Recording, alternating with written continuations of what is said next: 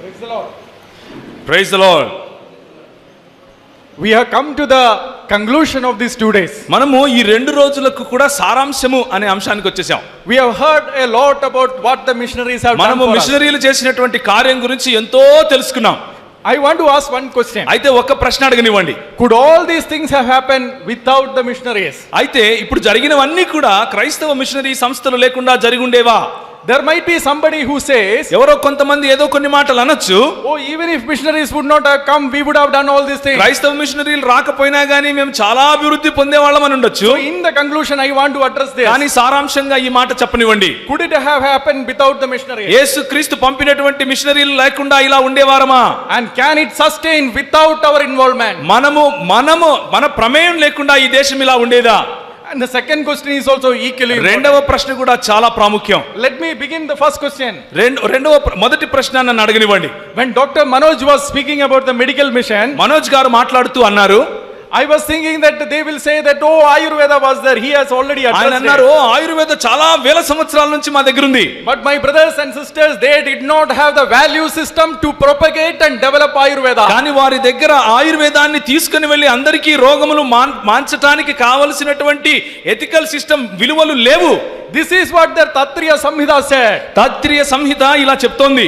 Impure are the physicians. ఎవరైతే doctor పని చేస్తారో వారు దరిద్రులు, వారు అసలు వాళ్ళు ముట్టుకోకూడదు. When you call the doctor as an unclean and impure person, do you think that you will develop medical mission? Doctor ను ముట్టుకోని వాడు, అంటరాని వాడు, వాడు చెడిపోయిన వాడు అని అంటే నువ్వు ఏ విధంగా మెడికల్స్ ను పెంచుతావు? This is what the Dharma Shustra said. ధర్మసూత్ర ఈ విధంగా చెబుతోంది. And ignorant man of Veda cannot be a Brahmin. ఎవరైతే వేదములు తెలుసుకోకుండా ఉంటాడో వాడు ఎప్పటికీ బ్రాహ్మణుడు కాలేడు. Neither a Shudra or a thief or a physician. వాడు డాక్టర్ కానివ్వండి, లేకపోతే ఒక దొంగ కానివ్వండి, లేకపోతే శూద్రుడు కానివ్వండి. Oh, thief and the doctor is equal. అంటే వారి ఉద్దేశంలో ఒక వైద్యుడు ఒక దొంగ ఇద్దరు ఒకటే. If the thief and the doctor is equal, do you think that they would have developed this medical mission? వైద్యుడు మరియు దొంగ ఒకటే అయితే ఏ విధంగా వైద్యం ప్రజలకు వచ్చేదో మీరు చెప్పండి. I can quote many more examples like this. ఇలాంటి ఉదాహరణలు వందలు నేను చెప్పగలను. Same is there with their karma theory. కర్మ సిద్ధాంతం గురించి కనుక మీరు చదివితే Charaka Samhita actually dismiss many of the diseases as karma, results of the karma. Charaka సంహితలో ఎన్నో ఉన్నటువంటి ఈ రోగాలను కేవలం కర్మ కారణంగా వచ్చినవి అని చెప్తూ వదిలిపెట్టమని చెప్పింది. Probably they had an Ayurveda, but Ayurveda could not sustain in India because of the Hindu, the Brahmanical value system that is there. విలువలు లేని ఈ బ్రాహ్మణవాదం కారణంగా ఒకవేళ ఆయుర్వేదం ఉన్నప్పటికీ అది ప్రజలకు అందకుండా చేశారు. As doctor said, the value system, it is the missionaries who gave it to India. Doctor గారు కరెక్ట్ గా చెప్పినట్లుగా విలువలు కలిగినటువంటి వైద్యం ఏదైనా వచ్చింది అంటే అది మిషనరీల కారణంగా No, వచ్చింది. not only the value system. కేవలం విలువలు మాత్రమే కాదు, There was no social consciousness in India.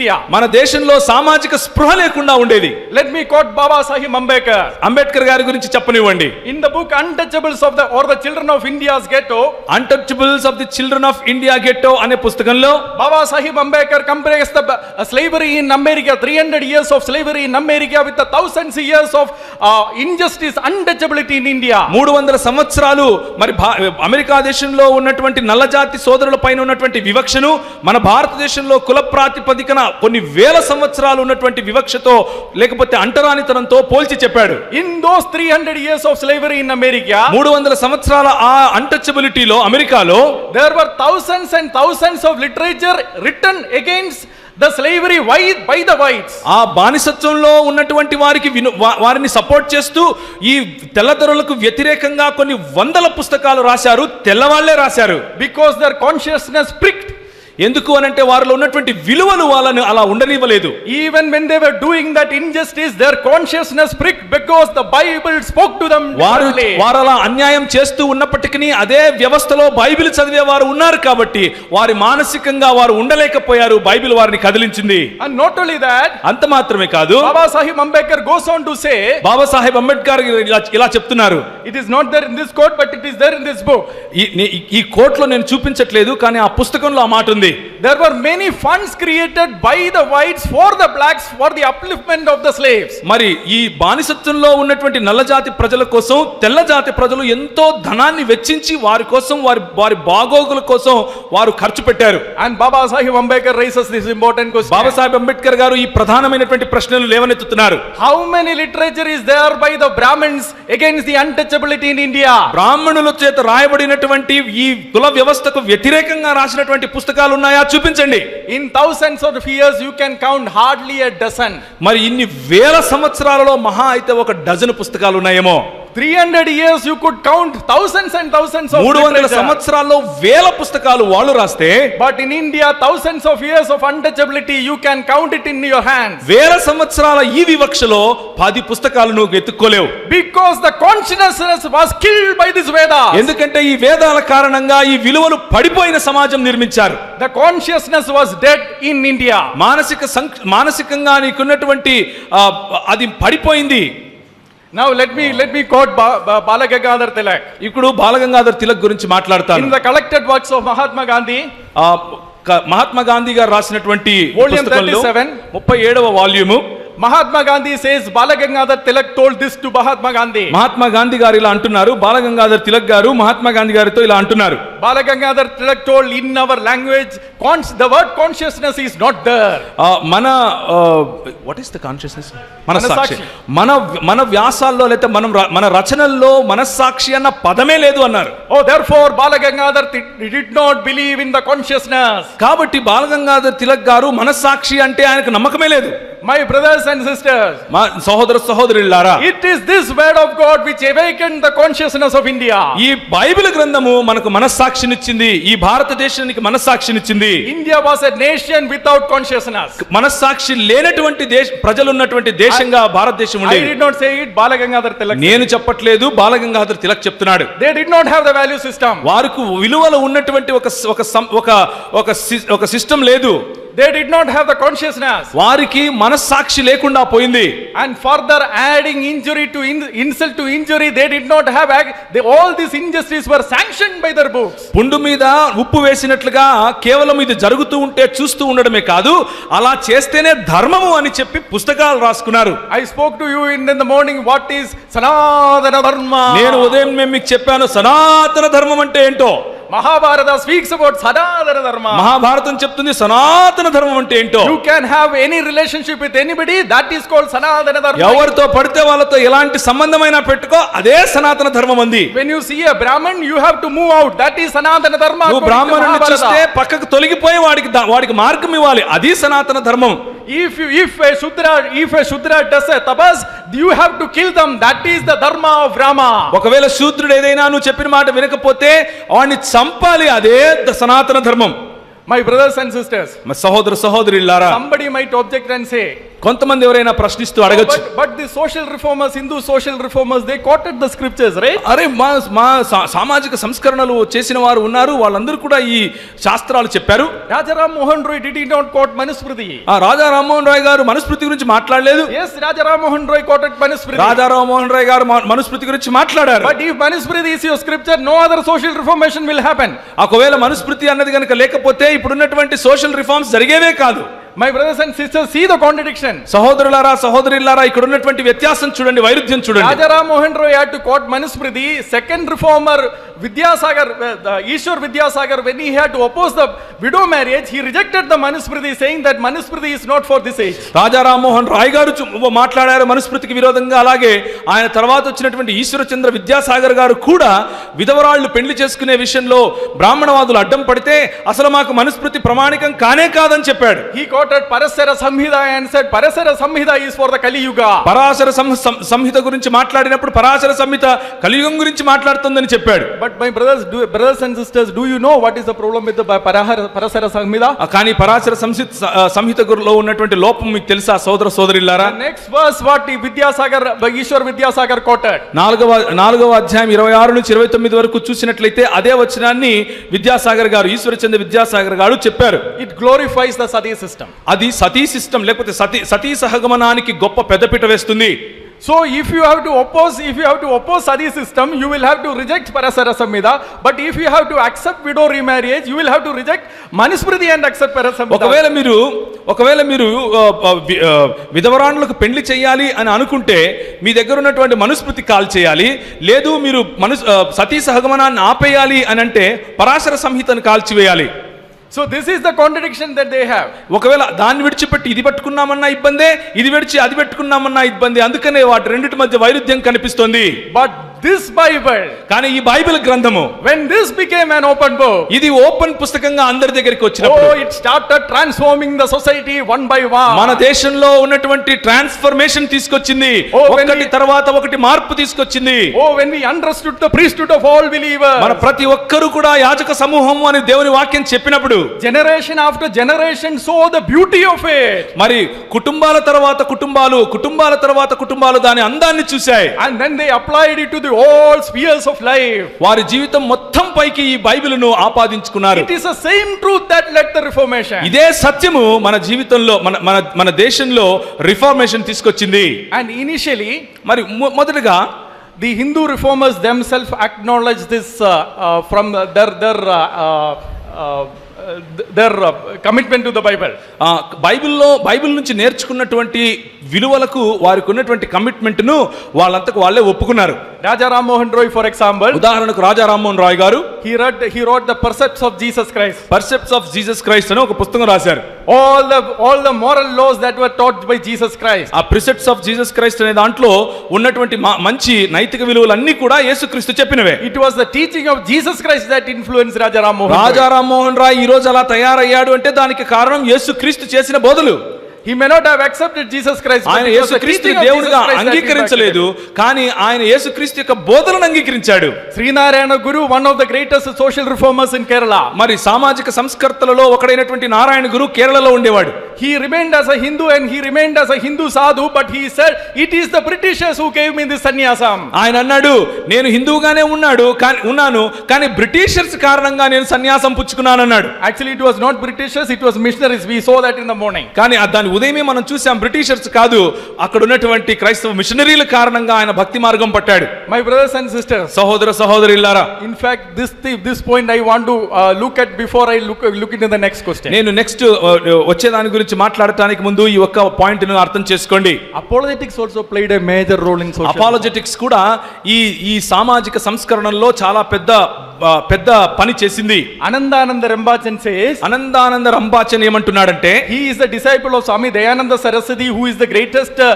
exponent of Advaita Vedanta in the 20th century. 20వ శతాబ్దంలో అద్వైత వేదాంతాన్ని వివరించే గొప్ప శాస్త్రం చదివిన వాళ్ళలో ఒకడైనటువంటి వ్యక్తి యొక్క శిష్యుడు ఈయన.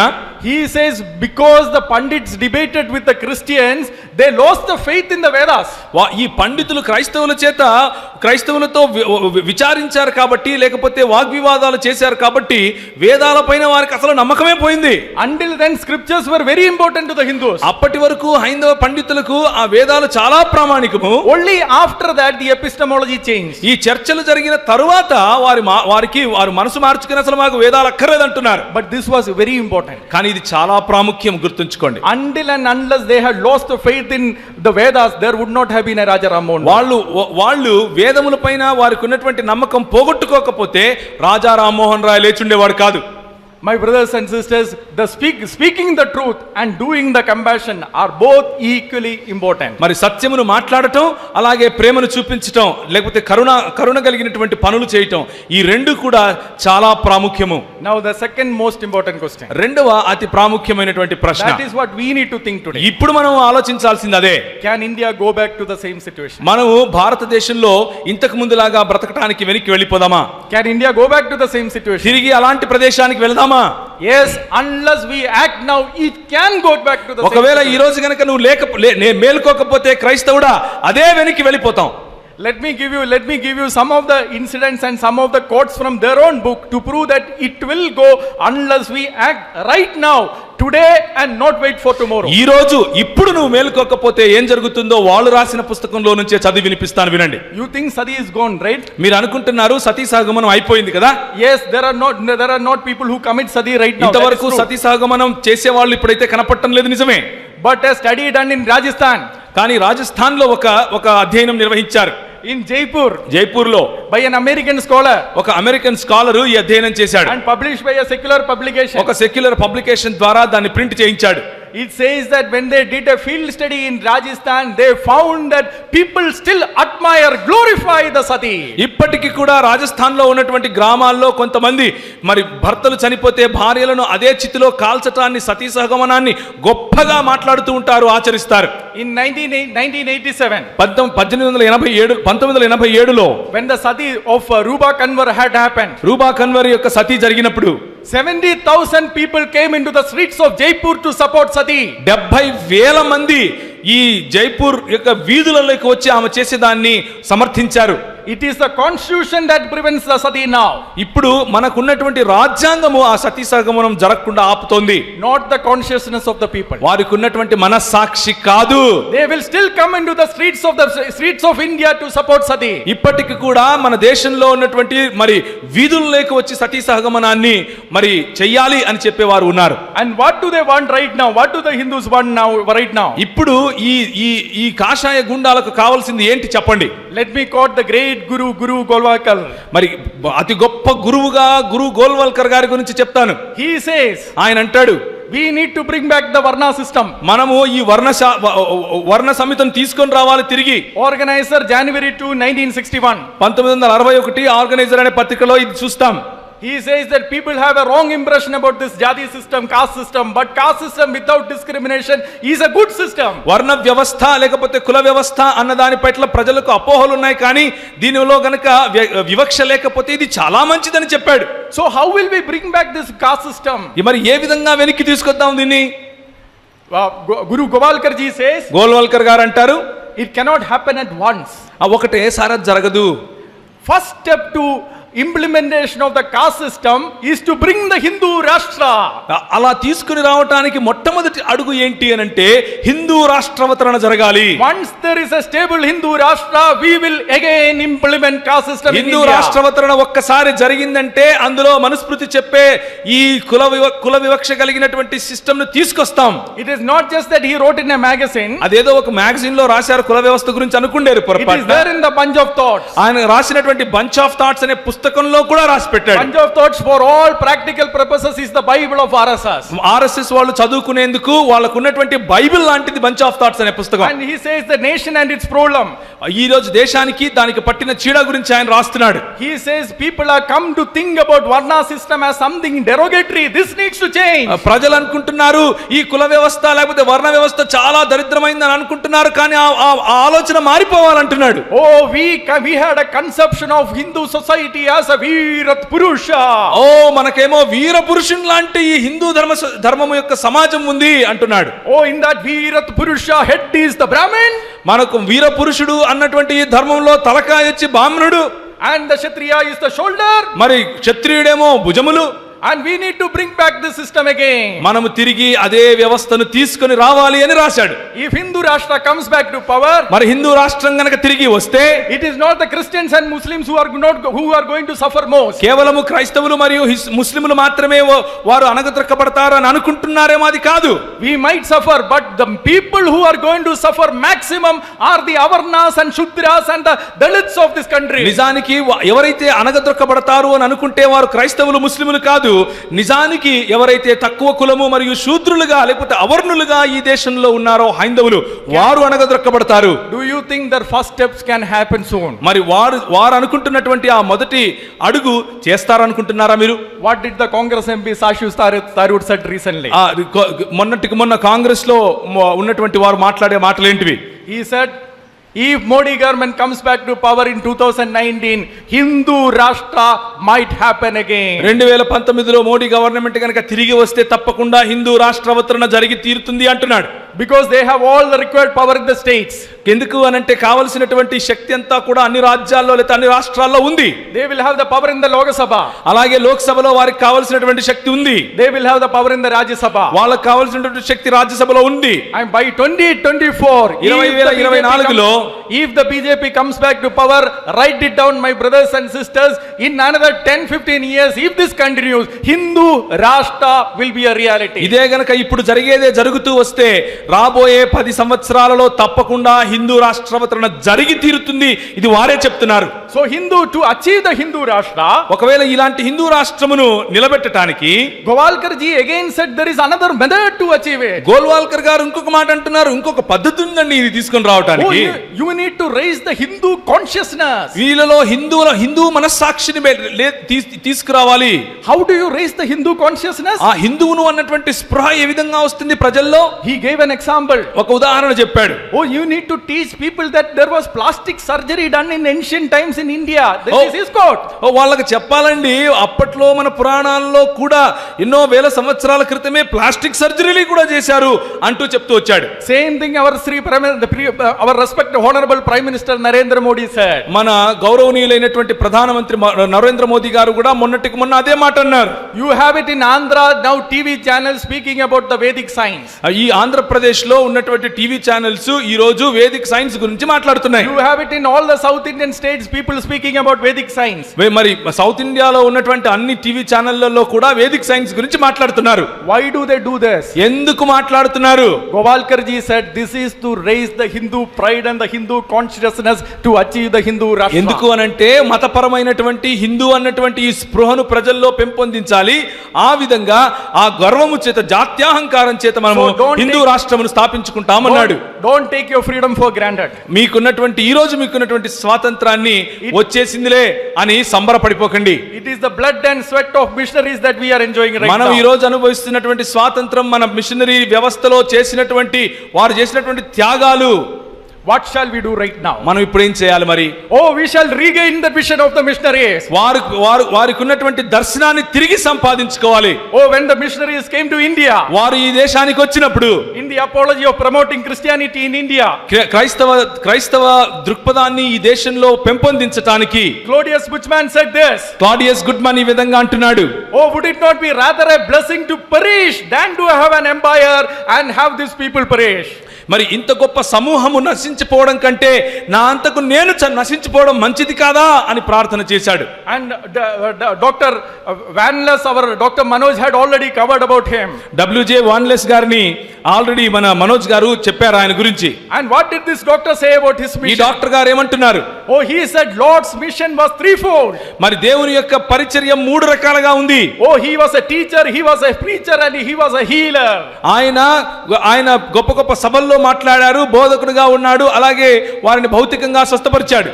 That is why Dr. Vanless served the Lord in the medical mission. అందుకనే వాన్లెస్ గారు మరి డాక్టర్ గా మెడికల్ మిషనరీగా మరి పనిచేశారు. Unless we regain this vision back, ఇలాంటి దర్శనాన్ని తిరిగి తెచ్చుకోకపోతే క్రైస్తవుడా, danger is awaiting మన కొరకు ఒక గొప్ప గొయ్యి రెడీగా ఉంది.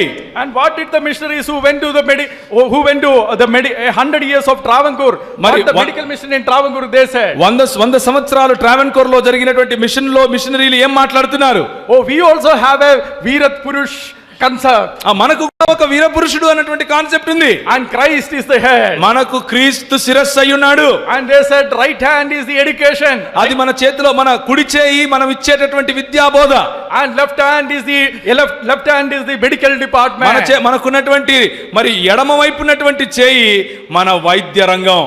You see actually how their vision goes? వారికి ఉన్నటువంటి దర్శనం ఎలా వెళ్ళిందో ఒకసారి చూడండి. Education, business, health, everything was there in the missionary vision. వైద్య రంగం, విద్యా రంగం, అలాగే చేసినటువంటి వ్యాపార రంగం, ప్రతి ఒక్క దాంట్లోనూ క్రైస్తవ పరిచర్యను వారు చూశారు. And this is from the Gospel and the Plough. ఇది ఈ గాస్పెల్ అండ్ ద ప్లౌ అనే పుస్తకం నుంచి తీసుకొని మాట్లాడుతున్నాను. Why did they start Allahabad Agriculture University? మరి ఎందుకు అలహాబాద్ అగ్రికల్చర్ యూనివర్సిటీ వచ్చింది అనుకుంటున్నారు? He had a shepherd's heart. ఆయనకు ఒక కాపరి హృదయం ఉండేది. He said, ఆయన అంటాడు, if we only bring these people to Christ and leave them, they will perish. వాళ్ళని కేవలం క్రీస్తు దగ్గరికి తీసుకొని వచ్చే వాళ్ళని అలా వదిలేస్తే వారు నశించిపోతారు. We must equip them where they are, where it is easy for them. That is why he went into the agriculture, because the majority of the Indians were in agriculture. వారు ఏ వృత్తిలో అయితే ఉన్నారో ఆ వృత్తిలో వారిని బలపరచాలి. వారు సొంతంగా జీవించడానికి కావలసిన ఉపకరణాలు ఇవ్వాలి. ఈ దేశంలో ఎక్కువ శాతం మంది సేద్యం చేస్తారు కాబట్టి వారిని సేద్యంలోనే బలపరచాలి అన్నాడు. Above all, my brothers, మరి అన్నిటికంటే ఎక్కువగా సహోదరులారా, above all these visions of the missionaries, మనకు ఉన్నటువంటి అన్ని దర్శనాల కంటే ఉన్నతంగా we have the pronouncement of our Lord Jesus Christ. మన ప్రభువైన యేసుక్రీస్తు చెప్పినటువంటి మాటలు మనకు తోడుగా When ఉన్నాయి. he started the mission, ఆయన తన ఈ మిషన్ మొదలు పెట్టినప్పుడు, when he started his ministry work in the earth, ఆయన పరిచర్యను కొన్ని వేల సంవత్సరాల క్రితం మొదలు పెట్టినప్పుడు he said his mission statement. ఆయన తన మిషన్ స్టేట్మెంట్ చెప్పాడు. The Spirit of the Lord is upon me, దేవుని ఆత్మ నాపై ఉన్నది, because he has anointed me to proclaim the good news to the poor. మరి సువార్తను ప్రకటించడం కోసం బీదల కొరకు నా మీద ఉన్నది. He has sent me to proclaim liberty to the captive. ఆయన విడుదలను లేకపోతే చెరసాలలో ఉన్న వారిని విడిపించడం కోసం నన్ను పంపించాడన్నాడు. And recovery to the sight to the blind. ఎవరైతే అంధకారంలో ఉన్నారో వారికి చూపును కలిగించడానికి వచ్చానన్నాడు. And to set at liberty those who are oppressed. ఎవరైతే మరి బంధుత్వంలో ఉన్నారో, ఎవరైతే బానిసత్వంలో ఉన్నారో వారి సంఖ్యలను విడిపించడానికి వచ్చానన్నాడు. To help the invisible India. ఎవరైతే ఇలాంటి భారతదేశం, ఏదైతే కనిపించని భారతదేశం ఉదయం నుంచి చూస్తున్నామో ఆ భారతదేశాన్ని రక్షించడానికి వచ్చానన్నాడు. To bring back that medical mission vision. ఆ మెడికల్ మిషన్ ని, అలాంటి దర్శనాన్ని తీసుకుని రావాలి. Or to bring back our educational institutions back to that vision. అలాంటి ఎడ్యుకేషన్ సిస్టమ్, విద్యారంగాన్ని తిరిగి మన చేతిలోకి తీసుకోవాలి. To bring back the business to that vision. అలాంటి వ్యాపార రంగంలోనికి మన మిషన్ ని తీసుకుని రావాలి. Unless we do that, మనం అలా చేయకపోతే we are in danger. మనము ఒక పెద్ద అపాయానికి దగ్గరగా ఉన్నాం. You will be answered. You and I will be answered to our children. నువ్వు నేను కూడా మన పిల్లలకు జవాబు చెప్పుకోవాల్సి ఉంటుంది. But if we do that, మనము అలా గనక చేయగలిగితే we will have excellent testimony like this. కానీ మన పితరులకు ఉన్నట్లుగానే మనకు కూడా ఒక గొప్ప సాక్ష్యం ఉంటుంది. Baba Sahib Ambedkar said this about the Christian mission. క్రైస్తవుల గురించి, క్రైస్తవ మిషనరీ పరిచర్యల గురించి బాబా సాహెబ్ అంబేద్కర్ గారు ఇలా అంటున్నారు. In volume 5 chapter 30 he said this. 5వ వాల్యూమ్ 30వ చాప్టర్ లో ఇలా అంటున్నారు. For centuries Christian missions have provided for them a shelter, if not a refuge, for the untouchable people of India. మరి అస్పృశ్యుల కోసం క్రైస్తవ మిషనరీలు ఎన్నో సంవత్సరాలు, ఎన్నో వందల సంవత్సరాలు వారికి కావలసిన ఉపశమనం ఇచ్చారు. గొప్ప కోటలైతే కట్టలేదు, కానీ ఉపశమనాన్ని ఇచ్చారు అంటున్నాడు. Brother Ajoy spoke about this in the morning. అజాయ్ గారు ఈ విషయం గురించి మధ్యాహ్నం మాట్లాడారు. He said our Christian community should again become shelter to the poor. ఆయన అన్నారు, మన క్రైస్తవ సముదాయం ఇలాంటి పేదవారికి ఒక గొప్ప ఉపశమనమునిచ్చే ఒక భవనముగా మారాలి. Oh, when they see the church, they should know that there is a refuge and a shelter for them. వారు సంఘమును చూసినప్పుడు అదిగో అక్కడికి వెళ్తే నాకు శరణం దొరుకుతుంది అనుకోవాలి. And that is why C. Keshavan, another social reformer in Kerala, he said this. అందుకనే కేరళలో సి కేశవన్ గారు అలాగే మిగిలిన సామాజిక సంస్కరణలు చేసేవారుగా అంటున్నారు. He said in his Jivita Pukkal, in his biography, he said this. ఆయన జీవితం గురించి రాసుకున్నటువంటి తన బయోగ్రఫీలో ఇలా మాట్లాడుతున్నాడు. If not these missionaries would have come to India, what would the state of ours be? ఈ క్రైస్తవ మిషనరీలు ఈ దేశానికి రాకపోతే నా బ్రతుకు ఎలా ఉండేది? Brothers and sisters, సహోదర సహోదరులారా, is this the testimony from the invisible people of India for us? మరి ఈ దేశంలో ఉన్నటువంటి కనబడని ఆ భారతదేశంలో కనబడని ఆ భారతీయులు మన గురించి ఇలా ఆలోచిస్తున్నారా? If this is not the testimony of ఒకవేళ our ఇది మన church, సాక్ష్యం కాకపోతే then we are not in the path of our Lord. మనము మన ప్రభువు ఇచ్చినటువంటి మార్గములో లేము అని గుర్తు చేస్తున్నాను. Will our Christ say when we meet him in heaven? మనము మన ప్రభువును తిరిగి ఆయన రాజ్యంలో కలుసుకున్నప్పుడు, Truly I say to you, ఆయన అంటాడు, నిజముగా నేను మీతో చెప్తున్నాను, whatever you did for the one of the least of these ones, మీరు ఇందులో అల్పులైన వారికి మీరు ఏదైనా చేస్తే you did it for me. అది నాకు చేసినట్లు. My brothers and sisters, సహోదర సహోదరులారా, this is the vision that we need. ఇది మనకున్నటువంటి మిషన్. మనం చేయాల్సింది, if we don't regain that vision, ఒకవేళ అలాంటి దర్శనాన్ని గనక మనం మరి పునః సంపాదించుకోకపోతే, these Indology conferences that we are conducting and going to conduct in different places are a simple academic waste. ఇంతకు ముందు చేసినా, ఇప్పుడు చేస్తున్నా, ఇక ముందు చేయబోయే ఈ ఇండాలజీ కాన్ఫరెన్సెస్ అన్ని వ్యర్థం. There are small ways we can start. చిన్న అడుగులతో మనం మొదలు పెట్టొచ్చు. Oh, we can actually have even lawyers fighting for the justice. మనము న్యాయం కోసం పోరాడటం కోసం మొదలు పెట్టొచ్చు. Lawyers come together and fight for the oppressed of the people. న్యాయవాదులు కలిసి ఒక జట్టుగా ముందుకు వచ్చి అనగద్రొక్కబడిన వారి కోసం పోరాడవచ్చు. Doctors coming together and starting the medical vision with the same vision. మరి మనలో ఉన్నటువంటి డాక్టర్లు ముందుకొచ్చి ఒక జట్టుగా మరి ఈ అనగదొక్కబడిన వారి కోసం మనము వైద్య రంగాన్ని మొదలు పెట్టొచ్చు. Businessmen coming together and providing the jobs for the people. మరి వ్యాపార రంగంలో ఉన్నవారు వచ్చి మరి కావలసినటువంటి ఉద్యోగ సదుపాయాలు ఇచ్చేందుకు మొదలు పెట్టొచ్చు. India needs jobs. భారతదేశము మనలా ఇండియా jobs. భారతదేశానికి జాబ్స్ కావాలి. If you don't have jobs for the next 10 years, మరి ఒక 10 సంవత్సరాల వరకు గనక నీ దగ్గర ఉద్యోగం లేకపోతే we are walking into a landmine. తర్వాత మనం వెళ్ళేది ఒక ల్యాండ్ మైన్ లేకే పగిలి So సస్తాం. can we start raise more people to serve the people through business? మనందరము కనుక ఇంకా వ్యాపార రంగంలో అందరూ రావటానికి మనం గనక లేపగలిగితే, All this vision we need to bring back. ఇలాంటి దర్శనము మనం తిరిగి తీసుకొని రాగలిగితే, So what is the conclusion of this meeting? మరి ఇక్కడ ఉన్నటువంటి ఈ కాన్ఫరెన్స్ లో మనం ఏ నిర్ణయం చేస్తున్నాం? That conclusion you and I have to take it.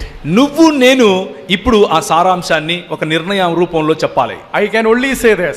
నేను ఇంత మాత్రమే చెప్పగలను. If we don't do it right now, ఇప్పుడు నువ్వు చేయకపోతే, మనం చేయకపోతే 10-15 years down the line, it is too late. 10-15 సంవత్సరాల తర్వాత అంతా అయిపోయి ఉంటుంది, చేయడానికి ఏమీ ఉండదు. It is right now is the time for us to begin. ఇప్పుడు ఈ రోజు మనం మొదలు పెట్టాలి. If we not, we are going back to the same system. ఒకవేళ అలా కాకపోతే ముందున్నట్లుగానే మనము పాత రోజుల్లోకి వెళ్ళిపోవడం తథ్యం జరిగి తీరుతుంది.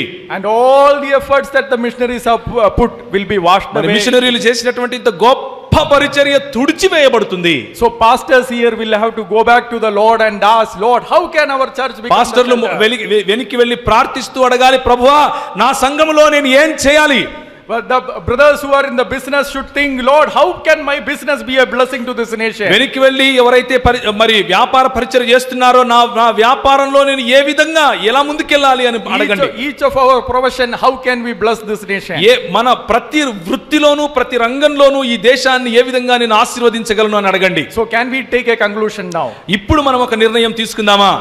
Can we take a conclusion in our own hearts? ఇప్పుడు right now? మన సొంతంగా మనం ఒక నిర్ణయం తీసుకుందామా? Can we take few moments and కొన్ని think it in నిమిషాలు our heart? తీసుకుందామా? Not that we have to say what we are going to do, but at least we make a commitment. We will go back to the Lord and we will bring back this. మనమేదో vision in this చెప్పి nation. ఇక్కడ వెళ్ళిపోవటం కాదు, కానీ నీ మనసులో నిర్ణయం తీసుకుని నేను వెనక్కి వెళ్తాను, ఆయన ఇచ్చినటువంటి ఈ గొప్ప దర్శనాన్ని నేను కొనసాగిస్తాను అని నిర్ణయం తీసుకుంటే చాలు. I will stop right now. 6:25 was the time given to me. It is 6:25. I am stopping. 6:25 వరకు ముగిస్తానన్నాను, 6:25 అయింది, నేను ముగిస్తున్నాను. But let us take 2 minutes to silently think about what conclusion we are going to take from this session. మౌనంగా 2 నిమిషాలు ఏ నిర్ణయం తీసుకోవాలనుకుంటున్నావో తీసుకో. Let's all bow our heads or let's all rise up. మనందరూ లేచి నిలబడదాం.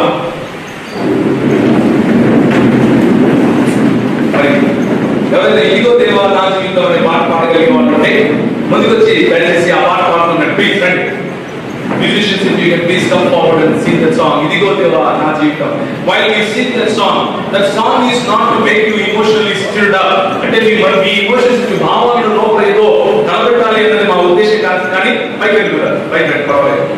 దయచేసి ఆ పాట పాడుతున్న సమయంలో 2 నిమిషాల సమయం తీసుకుని ప్రభు వైపు చూసి, ఇందాల్సి అనే ప్రోగ్రామ్ అయిపోయింది, మళ్ళీ 4 నెలలతో 5 నెలలతో తిరిగి ఒక చోటుకు వస్తాం, మళ్ళీ మాట్లాడుకుంటాం. కానీ ఇంటికి వెళ్ళడానికి ముందు మనం ఏం చేయగలం? ఇంటికి వెళ్ళడానికి ముందు నేనేం చేయగలను? ఇంటికి వెళ్ళడానికి ముందు నేను ఎలాంటి నిర్ణయం తీసుకోగలను? ఇదిగో దేవా నా జీవితం, ఆ పాద పుస్తకం నీకు అంకితం.